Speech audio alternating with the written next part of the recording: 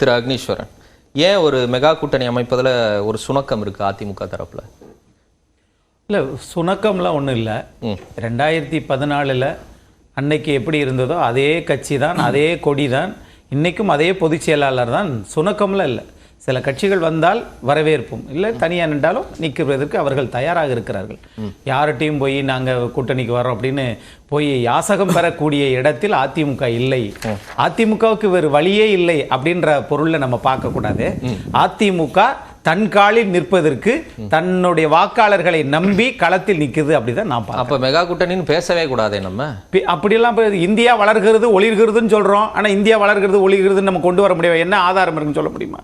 அப்படிலாம் கிடையாது. ஒரு வளர்ச்சி, ஒரு நம்பிக்கை, அதன் அடிப்படையில் நம்ம பார்க்கிறோம். கூட்டணி அமையும் என்றுதான் பார்க்கிறோம். அப்படி பார்த்தா ஒரு மாநில கட்சிக்கே இப்படி மெகா கூட்டணி சொல்லிட்டீங்களே, எந்த கட்சி வரலையே அப்படின்னு நம்ம சொல்றோமே.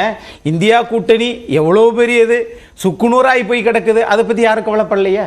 அப்போ தேசியத்திலேயே ஒன்று சேராம இருக்கிற போது மாநிலத்தில் ஆளுகிற கட்சி அதிமுக இருக்கும்போது அந்த கட்சியோட கூட்டணி தேவைன்னு வந்தாங்கல்ல. இன்றைக்கு அதிமுகவுடன் கூட்டணி இல்லை, ஆனால் மத்தியில் ஆளக்கூடிய பாஜகவுடன் கூட்டணி, தேசிய ஜனநாயக கூட்டணி இருக்கிறோம். ஏன்னா அவர்களுடைய தயவு தேவை. இப்போ அரசியல் கட்சி எடுக்கக்கூடியது ஒரு லாப நட்டம் பார்த்து தான் முடிவெடுக்கிறாங்க. அதன் அடிப்படையில் அதிமுக 2021 வாங்கிய வாக்குகளின் அடிப்படையில் 34% வாங்கி இருக்குது. அதுதான் கடைசி பொது தேர்தல். அதை வச்சுதான் அவங்க பயணிக்கிறாங்க. இது ஒண்ணு. ரெண்டாவது, எத்தனை முறை வழக்குகள் போட்டாலும் உச்சநீதிமன்ற தீர்ப்பு சொன்னதற்கு பிறகும் இல்லை இன்னும் நாளா கிடக்கு, பல பிரிவா கிடக்குது அப்படின்னா இவர்களுடைய நினைப்பு அது பிரிந்தே கிடக்க வேண்டும் அப்படின்னு நினைக்கிறாங்க. ஆனால் அது ஒன்றா வந்துருச்சு, ஒற்றை தலைமையின் கீழ் வந்துருச்சுன்றத உச்சநீதிமன்ற தீர்ப்பே சொல்லுது சார். அப்படிதான் அந்த கட்சி அவங்க பாக்குறாங்கன்னு நான் அடுத்த நிலைக்கு வரேன். இப்ப தமிழ்நாட்டில் அதிமுக பெரிய கட்சி, 2 திராவிட கட்சிகள்ல பெரிய கட்சி. பாஜக வாக்கு வங்கி அளவுலையோ எம்எல்ஏக்கள் அளவுலையோ 4 தான் வச்சிருக்கிறாங்க. இவ்வளவு பெரிய கட்சியா இருக்கிறீங்க, பாஜகவை விட்டு வெளியே வந்தா எல்லாரும் எங்க பக்கம் வருவாங்கன்னு சொல்றீங்க. மாநிலங்களவை சீட்டும் 2-3 கட்சி கேட்கிறாங்க. அது கொடுக்கக்கூடிய இடத்துலயும் இன்னைக்கு அதிமுக தான் இருக்கு. இவ்வளவு பெரிய வாக்கு வங்கி வச்சிருக்கிறீங்க, எதிர்கட்சி வச்சிருக்கிறீங்க, ராஜ்யசபா கொடுப்பதற்கான வாய்ப்புகளும் இருக்கு. ஆனாலும் ஏன் உங்களை நோக்கி வரல? இல்ல வரல அப்படின்னு நம்ம சொல்ல முடியாது. வரலையே, ஆளுங்கட்சியா இருக்கும்போது ஏன் வந்தாங்கன்னு ஒரு கேள்வி வேண்டாம் சார். அது வேற சப்ஜெக்ட். அது எப்படி நம்ம தனியா பேசுவோம் அக்னீஸ்வரன். நான் கூட்டணி பத்தி தான் பேசுறேன். அதுதான் ஏன் வரல? அப்பதான் நான் சொல்றேன், ஆச்சு ஏன் வரல? அடுத்து வந்தால் இந்த கூட்டணி வைக்கக்கூடிய கட்சிகள் எனக்கு ஒரு ராஜ்யசபா வேணும், எனக்கு ஒரு 2027-28 வரைக்கும் எனக்கு ராஜ்யசபா இது இருக்குது, அதனால எனக்கு மத்திய அமைச்சராக்கக்கூடிய தகுதி பாரதிய ஜனதாக்கு இருப்பதனால் அங்க போய் சேர்றாங்க. இதுதானே யதார்த்த உண்மை. இதே இடத்துல அங்க வைக்கக்கூடிய கட்சியா ஒரு 40 நாடாளுமன்ற உறுப்பினர் வந்ததற்கு பிறகு மோடியா லேடியான்னு கேட்டது அது தாரக மந்திரம் மட்டுமில்ல, தன்னம்பிக்கையினுடைய வெளிப்பாடு. தன்னம்பிக்கை தான் உங்களுக்கு 4.5 வருஷமா இல்லாம இருந்துச்சு. இப்ப தானே திருப்பி நீங்க பாஜக விட்டு வெளியே வந்து மோடியா லேடியான்னு நினைவு கூர்ந்து பேசுறீங்க. தோற்றதுக்கு பிறகு தானே இது வரும். அதனால முடிவெடுத்து வெளியேறாங்க. இது தப்பு இல்லையே. நீங்க தோத்ததுக்கு அப்புறமா வந்தீங்க, எதுக்காக கூட்டணி விட்டு வெளியே வந்தீங்க? சட்டமன்ற நாடாளுமன்ற முடிச்சுக்கிட்டு வெளில வந்தாங்க. 4.5 வருஷம் மட்டும் தேவைப்பட்டது பாஜக. ஏன்னா தமிழ்நாடு சட்டமன்றத்தில் 122 பாஜக உறுப்பினர்கள் தான் திரு எடப்பாடி பழனிசாமி 4.5 வருஷம் தூக்கி தலையில வச்சிட்டு இருந்தாங்க. நீங்க உங்க அந்த கட்சியில நீங்க பேசும்போது அமைதியா இருந்தேன். நான் சொல்லலங்க. அப்படிலாம் பேசிட்டே இருக்கலாம். அந்த விவாதம் போய் சேராது, மக்களுக்கு போய் சேராது. ஏன் நீங்க வெளியே வந்தீங்க? நீங்க இந்த தோத்து போயிட்டாங்க இல்ல அவங்க கூட இருந்தா மக்கள் ஆதரவு இல்லன்னு வெளியே வந்தீங்களா? எது கூட்டணியை முடிச்சீங்க? கூட்டணி எதுக்கு முடிச்சீங்க? எதுக்கு முடிச்சாங்க? ஏன் முடிச்சாங்களா? தமிழ்நாட்டில் பாஜக தலைவருடைய அணுகுமுறை, அவருடைய பேச்சு, கொள்கை, சித்தாந்தம் ஏன் முடிச்சாங்க அப்படின்னா சார், அதிமுகவினுடைய தலைவர்களை அவங்க கொஞ்ச நெஞ்சமா பேசுறாங்க. அதிமுகவினுடைய தலைவர்கள் பாரதிய ஜனதா தலைவர்களையோ RSS தலைவர்களையோ பேசினாங்களா என்ன? அப்ப என்ன உங்களுடைய சித்தாந்தம்? அப்போ நீங்க என்ன சொன்னாலும் இவங்க இருப்பாங்க, அது அல்ல. இப்போ நீங்க கதவு திறந்திருக்கிறது, ஜன்னல் திறந்திருக்கிறது, உண்மையான காரணம் எல்லாம் திறந்திருக்கிறது, ஆனால் போக மனம் திறக்கவில்லை. நான் அது சொல்லல. நான் ஏன் கேட்கிறேன்னா, திண்டுக்கல் சீனிவாசன் சில நாட்களுக்கு முன்பா, திரு KC கருப்பணன் சில மாதங்களுக்கு முன்பா அண்ணாமலையை முதலமைச்சர் வேட்பாளரை அறிவிக்கணும்னு கேட்டாங்க, அதனாலதான் நாங்க கூட்டணியை விட்டு வெளியே வந்தோம்னு சொல்றாங்க. இதுதான் உண்மையான ரீசன். 6 இடங்கள் 1000 இருக்கும் சார். 6 இடம் கிடையாது சார். அவங்க கட்சியினுடைய பொருளாளர், முக்கிய நிர்வாகி 6 இடம் யாராவது தொண்டர் சொன்னா கூட பரவாயில்ல, கட்சியின் முக்கிய இடத்துல இருக்கிறவங்க அப்படி சொல்லலாம். கரெக்ட். சொல்லுங்க. அவங்க சொல்லியிருக்காங்க.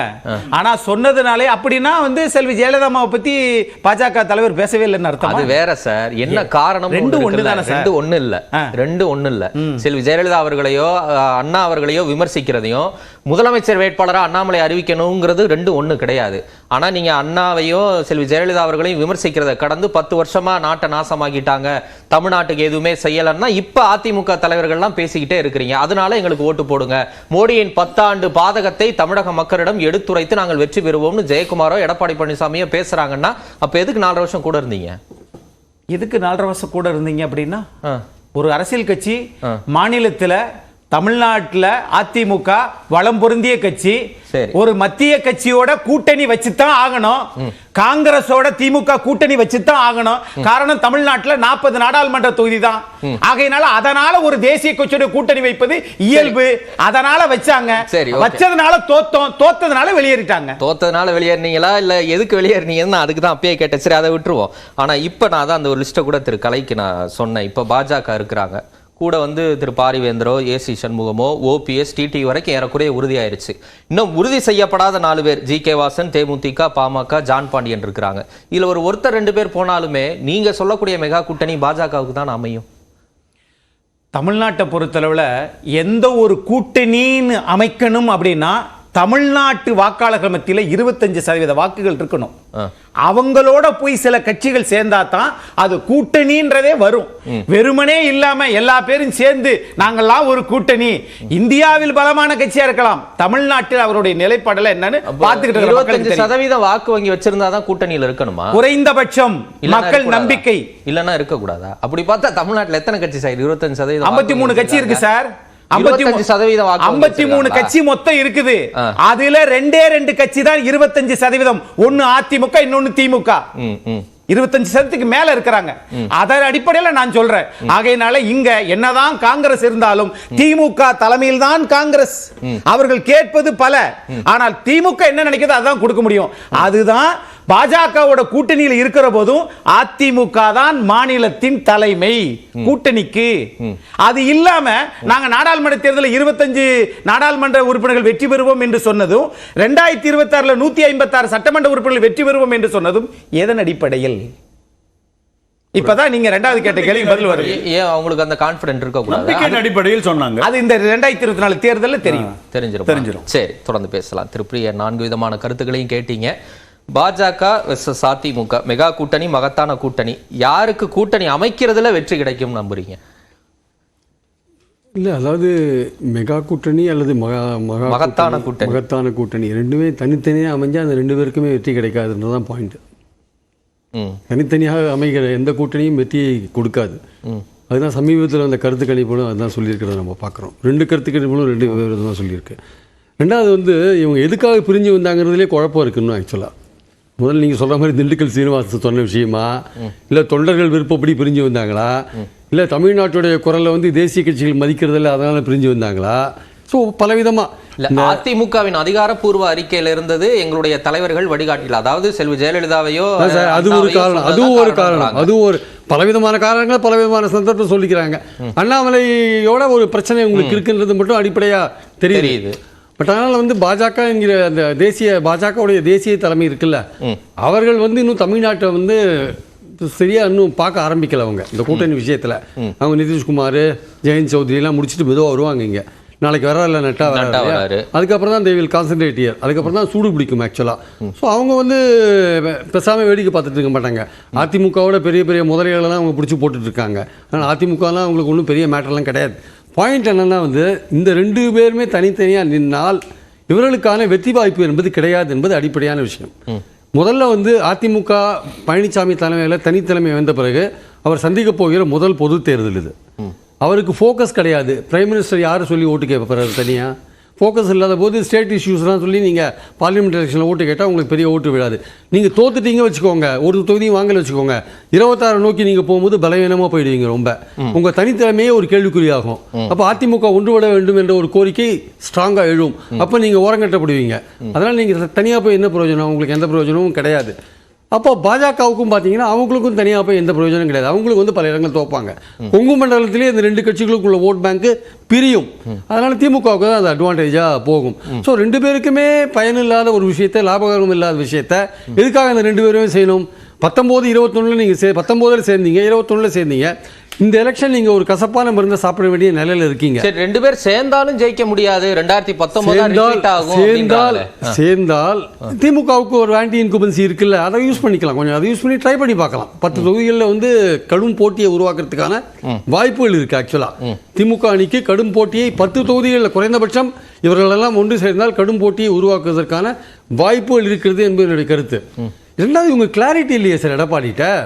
அந்த தினத்தந்தி பேட்டி அன்னைக்கு வந்த அன்னைக்கு 11:30 மணிக்கு அவரை கேட்குறாங்க, இந்த மாதிரி அமித்ஷா சொல்லியிருக்காரு கதவுகள் திறந்திருக்கின்றன. நான் படிக்கலையே, நான் பார்க்கலையே. ஒரு அரசியல் தலைவர், ஒரு பெரிய கட்சியோட தலைவர், அன்னைக்கு காத்தால முக்கியமான பேப்பரில் அந்த செய்தி வந்திருக்கு, நான் பார்க்கலையே அப்படின்னா நீங்கள் என்ன ஒரு கிளியரான முடிவு எடுத்துட்டீங்கல்ல, எங்களுக்கு ஒட்டும் கிடையாது, உறவும் கிடையாது, 26 வரைக்கும் கிடையாது சொல்ல வேண்டியதானே. கதவு திறந்துருக்கலாங்க, ஆனால் நாங்கள் வந்து ஏற்கனவே முடிவு எடுத்துட்டோங்கன்னு அன்னைக்கே எடப்பாடி சொல்லலாம்ல. ஜெயக்குமார் சொன்னாரு. நான் கேட்கறது எடப்பாடியை பார்த்து ஒரு கேள்வி கேட்கப்படுகிறது. இது மாதிரி சொல்லியிருக்காரு அப்படின்னு ஜெயக்குமார் தான் சொன்னாரு. சப்பு கட்ட கட்டுறதுக்கு பாருங்க, இன்னும் பாருங்க, இன்னும் அடுத்த நாள் அது அன்னைக்கு பேசுறாரு. அது அந்த கேள்வி என்ன, தந்தி பேப்பர்ல வந்து பிரிண்ட்ல வந்திருக்கு. அதிமுக பிரிஞ்சு போயிடுது, 3வது நியமிக்கிறதுக்கான வாய்ப்பு இருக்கா பாஜக கேள்வி வருது. அப்ப இவர் சொல்றாரு கூட்டணிக்கான கதவுகள் திறந்தே இருக்கின்றன. அது அதிமுகவுக்கு சொல்ற விஷயம் தான். அது வந்து அதிமுகவுக்கு நேரடியா சொல்ற விஷயம் தான். நீங்க வாங்கன்ற மாதிரி சொல்ற விஷயம் தான். அதை நம்ம அப்படிதான் அதை எடுத்துக்கணும். ஏன்னா கேள்வி அதிமுக சம்பந்தப்பட்டு தான் அவங்க கேட்கறாங்க ஆக்சுவலா. ஸோ நீங்க அன்னைக்கு உங்ககிட்ட கேள்வி கேட்கும்போது உண்மையிலேயே நீங்கள் உங்க மனசாட்சிப்படி நீங்க பாஜகவை எதிர்க்கிறதுன்னு நீங்க திட்டமிட்டு முடிவு பண்ணிட்டீங்கன்னா நீங்க என்ன சொல்லியிருக்கணும்? ஒரு கட்சியோட தலைவர் நீங்க ஒரு முக்கியமான பேப்பர்ல நீங்க காலையில வந்திருக்கு, ஒரு அமித்ஷா நீங்க வந்து மதிச்சு அமித்ஷாவை மதிக்கிற ஆசாமி. நீங்க கடந்த 4 வருஷமா அவரை நம்பி தான் நீங்க அரசியல் பண்ணியிருந்தீங்க. அவர் சொல்லிருக்கிற ஒரு பேட்டியில பார்க்கவே இல்லை, எனக்கு தெரியாது அப்படின்னு ஒரு அரசியல் கட்சி தலைவர் சொல்றாருன்னா உங்களுக்கு தைரியம் கிடையாது. நான் வந்து கூட்டணியை விட்டு பிரிஞ்சு வந்தாச்சு, நாங்க பல தடவை சொல்லியாச்சு அப்படின்னு சொல்லக்கூடிய தைரியம் உங்களுக்கு ஏன் சார் இல்ல? சரி, அடுத்து கேக்குறேன். இல்ல நான் தான் ஜெயக்குமார் சொல்றாரு தூக்கத்துல இருந்து எடுப்பா. இல்ல நான் வரேன் திருப்பிரியன். அது மட்டும் இல்லங்க, இன்னும் 2 உதாரணம் இருக்கு, நான் சொல்லி கேட்கிறேன். இன்னைக்கு புதுச்சேரியில பாஜக மத்திய அரசை கண்டு சி.வி. சண்முகம் போராட்டம் நடத்தி பாஜகவை கடுமையா விமர்சிக்கிறாரு. நேற்றைக்கு ஆர்.பி. உதயகுமார் பேசும்போது அண்ணாமலை ஆமா சார் அவர் எப்படி பேசினாரு நீங்க பாத்துருப்பீங்க. ஜெயக்குமார் பேசுறது இதுக்கு மேல உங்களுக்கு என்ன சந்தேகம்? ஒரு நிமிஷம் இருங்க, எடப்பாடிக்கே அந்த தைரியம் இல்ல. எடப்பாடி தான் பேசணும் நீங்க. ஆமா, எடப்பாடி தான் சார் பேசணும். ஒரு கட்சியோட தலைவர் அவர் தான் சார், பொதுச் செயலாளர். இவங்க பேசுறது எடுத்துக்க முடியாது சார், எடுத்துக்க முடியாது. நீங்க தெளிவா நீங்க சொல்லணும். நீங்க நாங்க தான் அந்த கூட்டணி விட்டு வரை. அதுக்கப்புறம் அடுத்த நாள் ஐடிவியில பேசுறாரு, மாநில உரிமைகள்லாம் வந்து மாநிலத்தோட தேவைகள்லாம் மதிக்க மாட்டேன்றாங்க, தேசிய கட்சிகள் மதிக்க மாட்டேன்றாங்க. அப்போ வந்து பாஜக பேரை சொல்றதுக்கு பயம்.